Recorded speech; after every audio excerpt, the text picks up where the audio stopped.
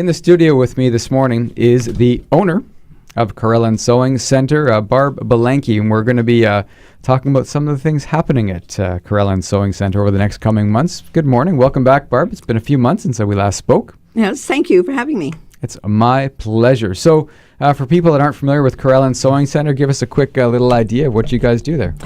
We're mainly a sewing store. We sell sewing machines. We sell FAP and Husqvarna Viking. Mm-hmm. We also do classes, and we do service and repair of most make and model of machines. And then we sell notions and fabric as well. And go ahead, sorry. Yep, and classes. I think I said classes already, but we do classes. Okay. Learn to sew is our really big one. That's like a basic beginning. Learn to sew, yeah. Our next session doesn't start till January. And we take 8 people in a class, and we have 15 people on the waiting list. How long are these courses? Let's say the basic one. Well, the basic one is usually 6 weeks, and then after that we have a Wednesday night class that's been going on for about 2 or 3 years, where it's free. You can come back and work on anything that you want, and that one sort of changes out. People come because it's right night, and then something comes up with work or whatever and they can't come. So that one runs about 8 people at a time doing their own projects, and I'm there to assist and help. So you've got 8 people already signed up and 15 on the waiting list. I've got, for the Learn to Sew one, I have 15 people signed up to go for the January class, because we haven't said what date it's going to be, either Monday or Thursday, and then I just call the first 8. They say yes. The next 7 have to wait. So, is what's the age range? And is it mostly women or mostly men? I mean, give me an example of what. Last session I had one gentleman who was he was an older gentleman. I get the men usually are sometimes they're in their 50s or 60s, like they've retired and they're looking for something to do, and most of them they sewed with their grandmother. They remember going to grandma's, and she was on the sewing machine, so they're sort of interested in it. The last gentleman I had, his line of work was textile forensics, so he was interested now in actually finding more about what you could do with textiles, right? Like he was a forensic for I believe it was at the RCMP type of thing. So, and then sometimes I get younger guys that they're in their 20s or 30s, and they're thinking about setting up some kind of making something to sell, and they don't have any sewing background, but they have an idea, a sketch on a piece of paper. So they come in and learn the basics.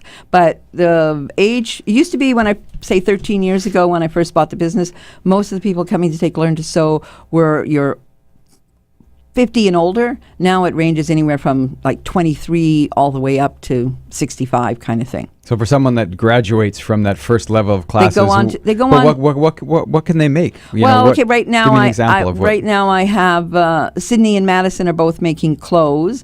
I have another lady, Carla, who's doing she's into making bags. So she's into making bags. I've had people who come and made things for their dogs.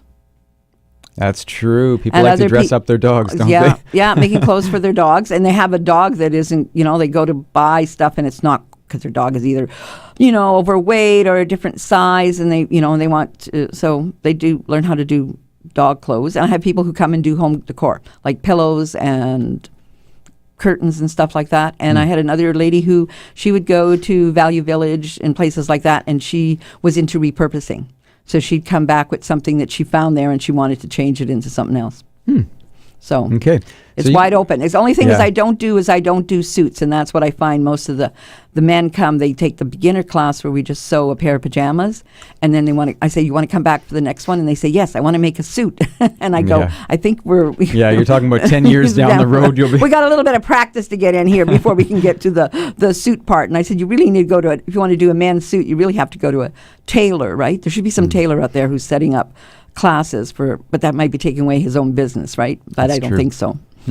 So you do a lot of classes, but one of the other things you do as well is you do some fundraising things where you make mittens or... we have a charity group that they meet, there's probably a core now of about 10 ladies, and they meet the last Monday of the month, each month.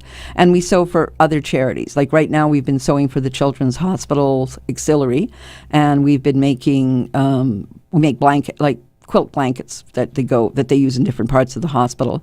And we're getting set to sew for gowns for grads, and that's an organization that provides gently used grad dresses for girls that can't afford to go out and buy a fancy dress for grad, and we make the shawls They bring us the fabric in, and we serge them up, and we make probably around 100 to 150 between now and April. Is that done on a volunteer basis? You have volunteers that Yeah, I come have in and do that? volunteers. Yeah, I have a core of about 6, and then we add.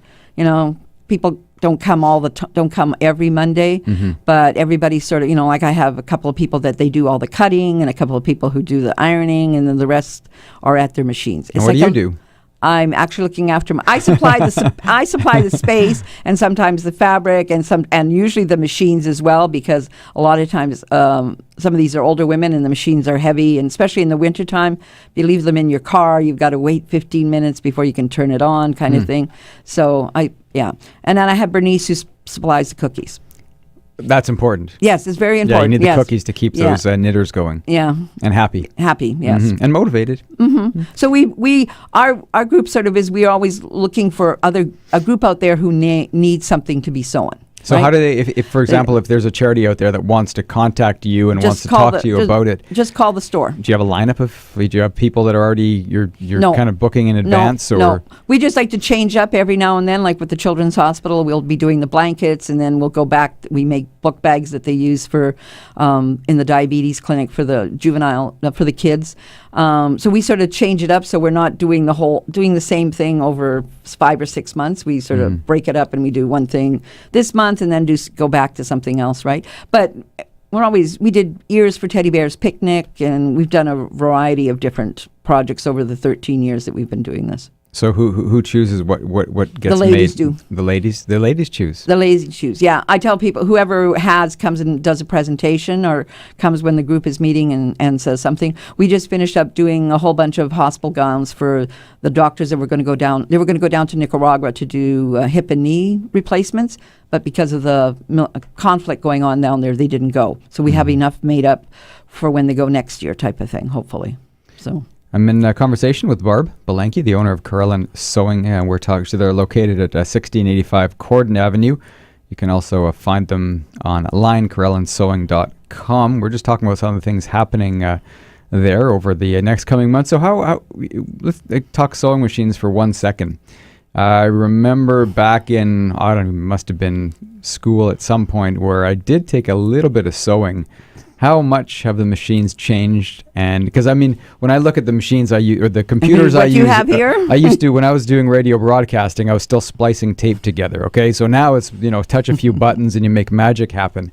Is sewing that much easier now than it was, say, 20, 30 years ago? Yeah, we have machines in the store that are hooked up to the Wi-Fi, hooked up to the cloud, type of thing. So we get blogs that are put out by, say, FAP or Husqvarna. They come right to the sewing machine. It's all touch. The screen is all pinch, just like you were using your phone, type of thing. Yeah. So the machines start around $299, $199, and they go all the way up to $15,000. Wow. Yes. Okay. So what does the person do? They you just touch a button and it does its. You just kind of load not up quite. the machine. It doesn't make coffee yet, and it doesn't make cookies. No, it doesn't do that part. Though. But people, there's a lot of people who are quilters, and then there's people who are really into embellishment, like embroidery, right? They'll go out and buy something, it's plain, and they go to their embroidery machine and they jazz it up, type of thing, right? So sewing is now, it's more like for a lot of people, it's like a hobby type of thing. Like, I've got customers who over the winter time, they just sort of hibernate in their house and they sew or quilt away. That's true. So for them, a sewing machine is an investment. Yeah. But the technology has come a long way. Like, technology. Are they still loud? No, they're quieter than that. They're not, some of them you can get sometimes. If they're loud, there's something wrong with the sewing machine and it needs to be brought in for service, right? But there's all kinds of sewers out there. Like, we sell between the $299 and the $15,000 one, we have a whole different range of sewing machines. And they come in small, like we're talking about the bed of the machine. They come in small, medium, large, and extra large. So it depends how much space you want on the bed of the machine for what you're doing. Okay, so tons of variety, tons of classes, tons of variety, and you guys are busy doing a lot of great things with these charities. So, congratulations, that sounds awesome. Thank you. Barb Bilenki from Carellan Sewing. You can find them at 1685 Corden Avenue, CarellanSewing.com. If you are a charity out there and you want to contact her, again, you can just go to their website and link on a little or find their information on their website. Is there a phone number you wanted to mention? 204-488-2272. Okay. She's not there right now, so don't call her right now, but she'll be there shortly, I'm sure. Mm-hmm. Yes. By 9:30. By 9:30. Thank you, Barb. Pleasure to have you in. Pleasure to have you in. Again, I've been talking with Barb Bilenki from Carellan Sewing, CarellanSewing.com, 1685 Cordon Avenue.